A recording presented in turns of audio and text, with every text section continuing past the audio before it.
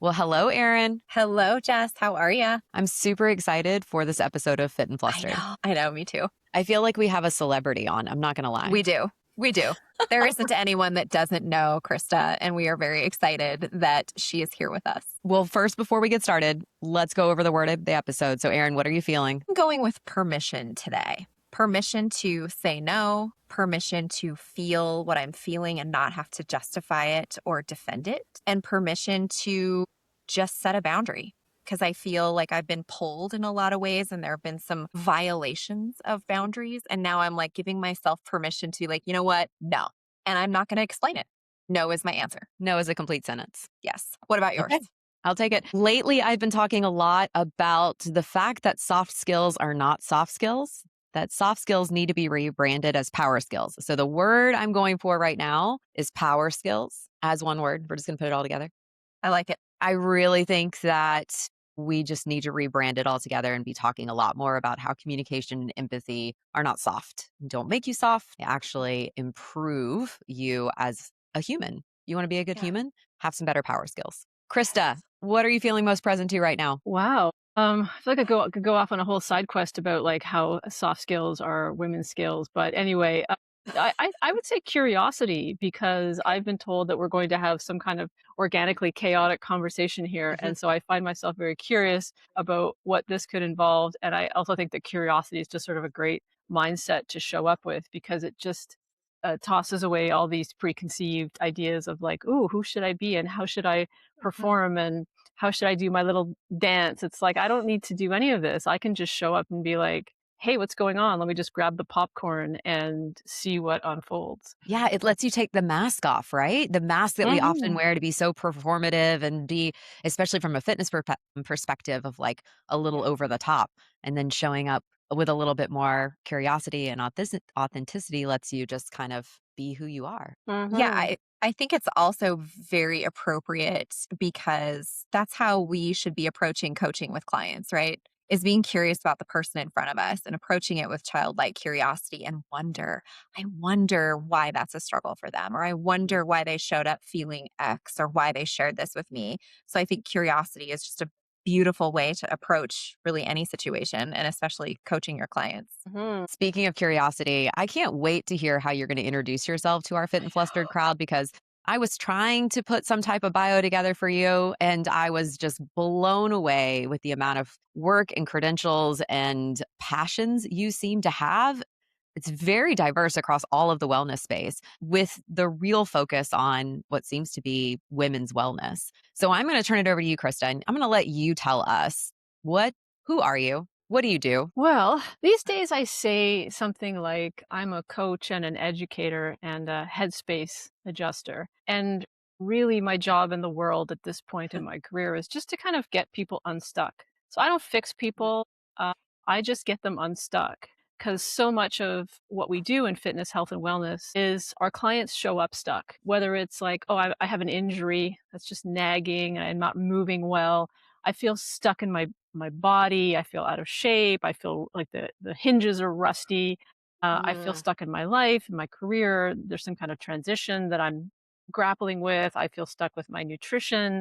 I keep seeming to do Groundhog Day over and over. So like really my job at this stage of my career is just getting people unstuck. And that can be clients, but I also work with a lot of fit professionals too, right? Like coaches, like a lot of professionals in other fields, like healthcare, like business. So, even one of my groups, it's funny because like I come from the space of like a focus on women originally, but I've also found myself working in these like hardcore spaces of special operations military, first responders, search and rescue, like a bunch of mostly young dudes who are going through some kind of elite pipeline to be hardcore in their jobs, basically.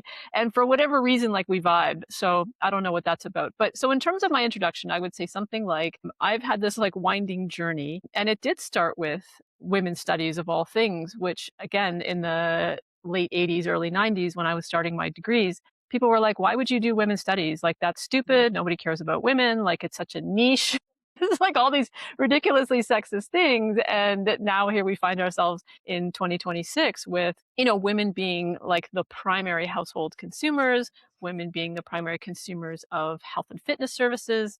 The vast majority of like personal training clients or again, healthcare consumers are women, and not just for themselves, but also for their family. But we have this very emergent call for like research in women's health. The vast majority of the healthcare field itself is female dominated. So, like, what can you do with a women's studies degree? It's kind of a funny question now.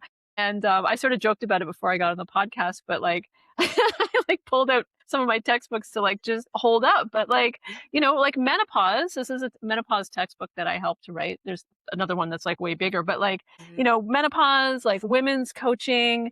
This is from Girls Gone Strong, fantastic organization for coaching women. Like coaching women and working with women. Oh, look at you. All right. Yeah. Nice.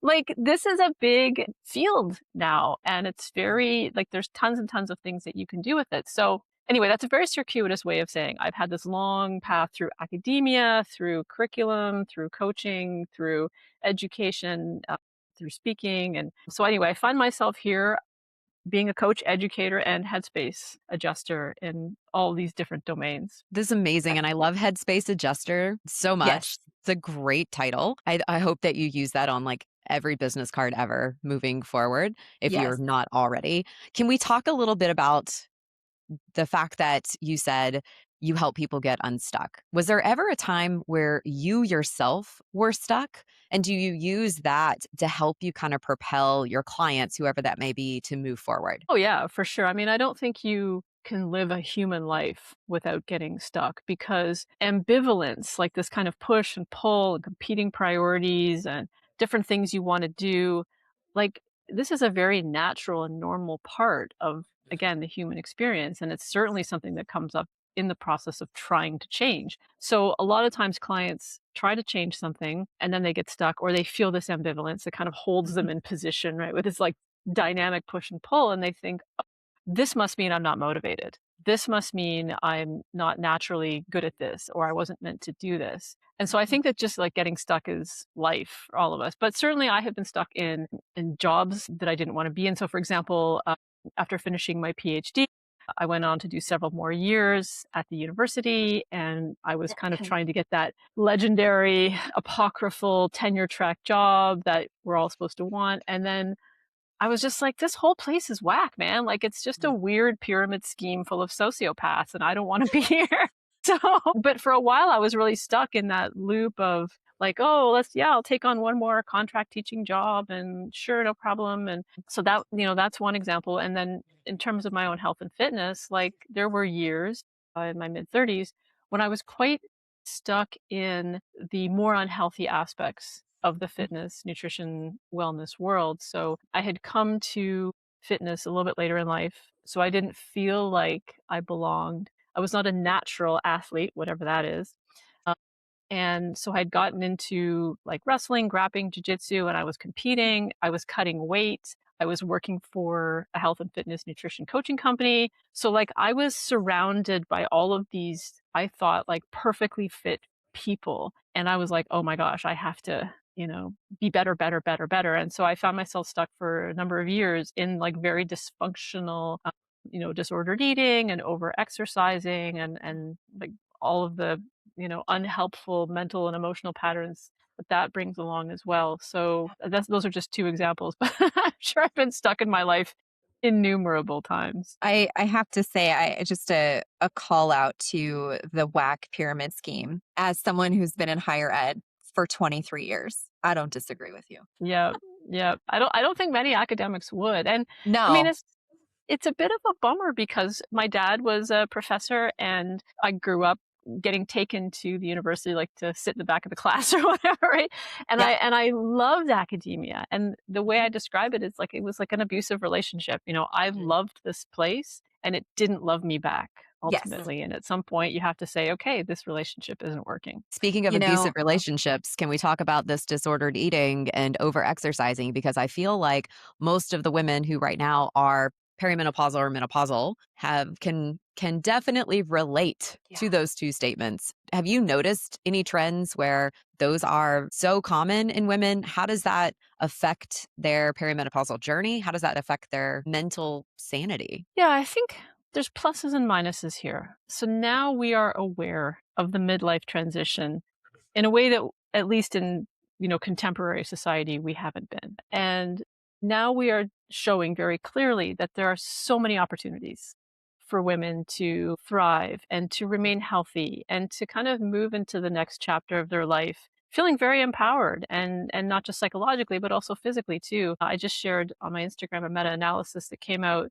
showing that a lot of what we chalk up to as menopause is just age related. But even if it's age related, you can get stronger and fitter and leaner at any age. You know, how you're performing at 80 may not be the same as how you're performing at 18, but all of us can kind of get healthy, maintain that health, maintain the healthy habits and those behaviors that go into it, for our whole lives, within our abilities, right? And I think that's such good news. And I'm really happy that this message is getting out to women. Like, yes, you can be strong. Yes, you can build muscle. You can slow down a lot of what we thought of was just normal aging, which it turns out is just sedentary living and poor nutrition. Like, you can slow down a lot of these processes, and carve out your space within that. Maybe midlife is a time when you take on a new sport. Like, maybe your old sports don't work for you as much anymore. Right. Maybe you're like ditching the high impact stuff or the super heavy lifting. Like, I definitely know for myself, I was very into strength sports. And I mean, I can't even imagine doing wrestling right now at 52. Like, no, thanks. But it opens up space for other activities. So that's the good part. The challenge, of course, is that there's also a ton of grift. There's a ton of hype. There's a ton of fads, supplements. Like, there's a lot of predatory people and organizations looking to exploit this new market group. And so if you're a midlife woman just trying to take care of yourself, just trying to find the answers, it's like you go on social media, it's like opening the door to like some chaotic jungle where you're just walking through about to get attacked by something at any moment. And so I really feel for women who are going through this phase of life.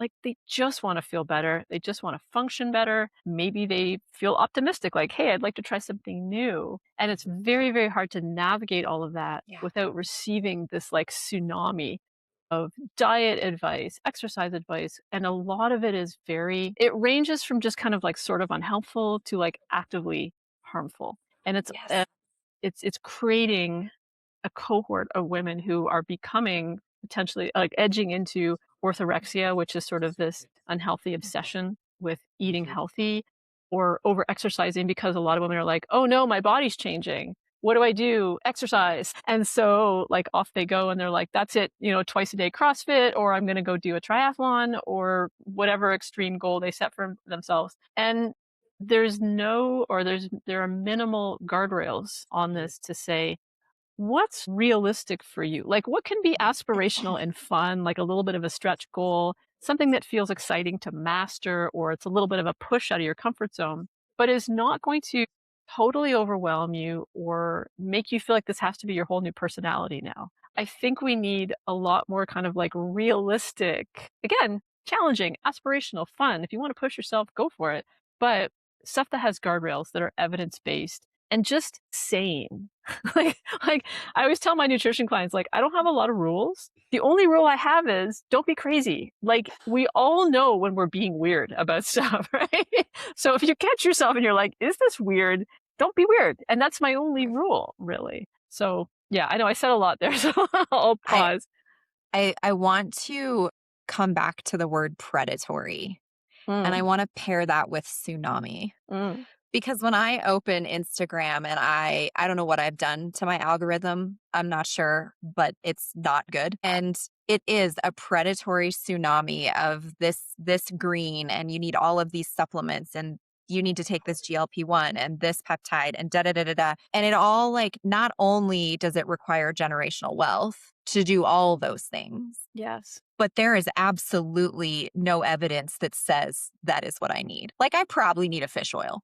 I'll give you that. I probably need a fish oil, maybe some creatine, probably a lot of water, but I don't need all that other crap. And I think fortunately for us in this room right now, like we understand evidence base, we understand what is the science, we understand not trusting the word of one, but the conclusions of many.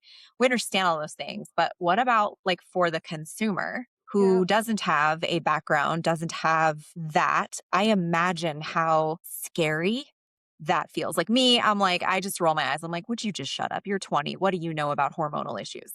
Really? Put away your ring light and stop telling me what I need. But yeah, the mainstream consumer, don't be crazy because there's a lot of crazy stuff out there. And how do we teach them to not lean into the ditch of extreme of crazy? And we kind of like go that middle road, what you're saying, where the guardrails guide us towards something that is sane, as you said.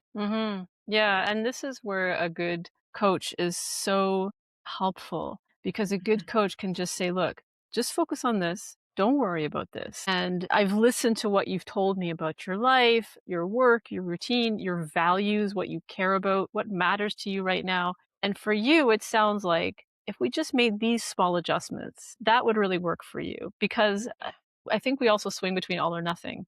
Just kind of Yes. culturally in North America, we just love all or nothing thinking. And so I think part of the problem here is this idea of like optimizing that whatever you're doing is somehow not good enough and needs to be better, whatever that better is. No one really seems to be super clear on it. And so it is really like a toxic soup for women. And it really, really helps to have guides and evidence-based like navigators. But to your previous point, like one of the things I talk about in my new textbook, okay, I'll show you. I got this stack of books here, but like, so I talk about in this, this is the chunky boy, like this is the recent one.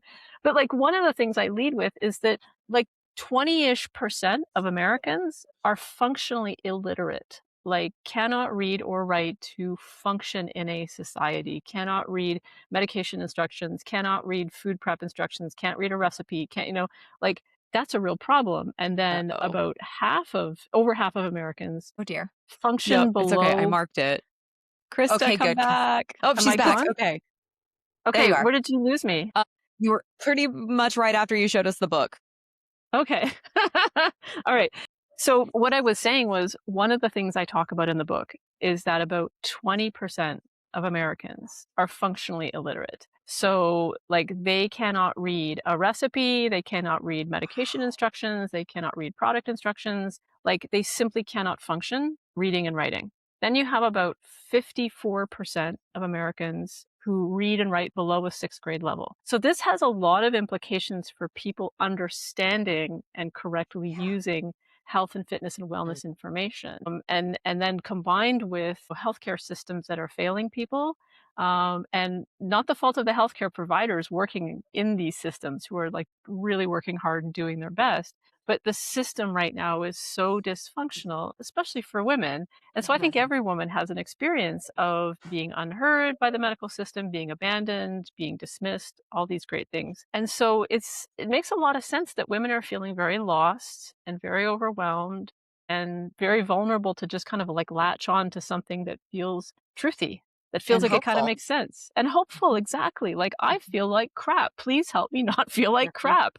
It's Mhm. so valid. It's such a good story too for us to be talking about this because I want our listeners to know they're not alone and the fact that we've all feeling this together as a community. Like you're not isolated, you're not alone. We are all going through this together. So, Krista, when you were going through your perimenopause and menopause journey, what were the two things that you really leaned to that gave you hope and some normalcy into your own life to overcome your own symptoms? I mean, maybe it was writing those beautiful books. P.S. By the way, hashtag show us your books. Feel like that's going to be our thing now.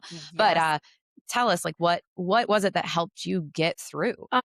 Okay, so two things. Well, I mean, there's lots of things, but two things. One of them was having great role modeling. So not from my mom, but from my grandmother. So my grandmother died last year. She almost hit 100, and she Wow. lived this incredibly independent life for most of it. Just the last few years, she was in long-term care. But like before that, she was incredibly independent, living in a cabin up in northern Ontario. I have a photo of her in her 80s hauling wood in a wheelbarrow, and she was tiny. Like she was like 4'8" by the end. She had advanced osteoporosis. She didn't care. She just like hustled and got it done. She had a garden and all this stuff. So she was very, very physically independent. And but she lived a very simple life. She ate simply, she moved simply, like she just went for walks and had a garden and hauled wood and just did basic things. And so and she trusted herself. When she was tired, she would be like, "Oh, I'm tired. I'm going to sleep now." And then like she had a very self-regulated, Yeah. self-trusting, simple health habit kind of lifestyle. And so for me it was it's just a wonderful role model. So that's number 1. But number 2 is being incredibly lucky to live in a place that has evidence-based care and finding care providers. Interestingly, both of whom are dudes. I wouldn't have anticipated it, but you know what? Shout out to the dudes out there who are getting Oh, perimenopause informed to have healthcare providers who were menopause informed and who would say, because I'd go in there, I'd be like, well, I feel kind of shitty, but what are you going to do? I'm whatever age I am. And they would say, no, that's not okay. Like that you don't need to be suffering with that. And they both insisted that I did regular screenings, right? Get all of those tests done. I'm not talking about the fancy hormone tests, which are useless, but like basic stuff. Do your, gastrointestinal, like, did you do a colonoscopy? Did you do like all that stuff? Did you go for a mammogram every 2 years? Did you get your blood lipids checked? Like all of that super basic stuff regularly, like preventive screening. Are you wearing your sunscreen? Like, yeah. and so they were very on me about preventive screening, and like what a fantastic gift to have a healthcare provider that just gives a crap. So for me, like I was blessed with those two things in my life, and it's paid off so much. Yeah. That is amazing to hear that story about male providers becoming perimenopause informed and not gaslighting you when you go in there and say, I feel shitty, but it is what it is, like whatever. No, you deserve to feel your best. And for many women, I think they have struggled to find providers, male or female, whatever, that aren't just going to write it off as like, well, what are you going to do? Like, no, you deserve to feel your best. So here, how do we optimize it for you? Like what is going to make these symptoms less limiting and what's going to make you feel better? And the fact that you were able to find that, I think is, like you said, a gift to really encounter that. I think a lot of, I mean, even some of our guests have said, I didn't have that right out off the bat. And I've had to search and find somebody who listened and understood that, hey, this doesn't have to be how you feel. Yeah. I think that's Yeah. hopeful that there are those providers out there. Well, for sure, the more and more. And then if I could just sneak a third thing in there, it would be becoming informed. Yeah. So, like, obviously, getting to write menopause textbooks makes you more informed. But I've really tried to share that with other people, right? So, even just women in my life, like, I know plenty of women who are kind of at various stages of the perimenopause journey. And like with all of my friends, I was like, here's what you need to know. And it was interesting because a lot of them pushed back, like, oh, I'm not ready for this yet. And I'm like, I don't care. I'm telling Yes. you now so that you know when it emerges. Or like I have two Mhm. sisters who are younger than me. So I'm like, okay, here's what's ahead. So like the more we become, like we lift as we climb, right? So the more we become informed, Mhm. the more we do our best, and like what we're doing here, to disseminate this to other women and to bring them into the fold to say like these are options for you, or here's what to expect, or this is normal, or like I've had friends who say like I thought I was losing my mind, like I thought I was going crazy, and I'm like, Yeah. no, you're not. It just be like that sometimes. Yeah. 100%. And Yeah. when you share this information and you tell people kind of what to expect or what they need to know, what's the thing that's usually at the top? What's the first thing that kind of falls out of your mouth or that you were excited to Mhm. share? I'm very passionate about vaginal estrogen, to be honest. Okay. Like Tell us this more. is this Yeah. is an estrogen that you can take, like, because a lot of women may have some kind of concern or medical contraindication for systemic estrogen, and this is obviously a conversation with your healthcare provider. But Mhm. vaginal estrogen is local, so Right. it acts on the local tissues, and the what's called GSM, genitourinary syndrome of menopause, is one of the most symptoms that appears sooner, but also is one of the most bothersome. So people always say like vaginal dryness, like no, let's imagine like having a really bad sunburn and then like across a really bad sunburn, like the tissues become thinner and so much more fragile. And then we have recurrent bladder infections. We have loss of muscle tone in the pelvic floor. Like all of these things kind of are related to this. And so, but because they often seem like just like one-off symptoms, a lot of them are like, nah, I don't know, like it's kind of uncomfortable down there, but like, so I'm an advocate for this because it's like, if you want to keep having sex with yourself or somebody else, right? Mhm. If you want to not have bladder infections, which in my Sure. mind are one of the most awful sensations, like if you want this part of your body to be healthy and thriving and juicy as long as possible, get on the vaginal estrogen train because again, you don't have to take any other hormones if you don't want to or if it's not a right fit for you. But most women can take this. So yeah, go team vag estrogen.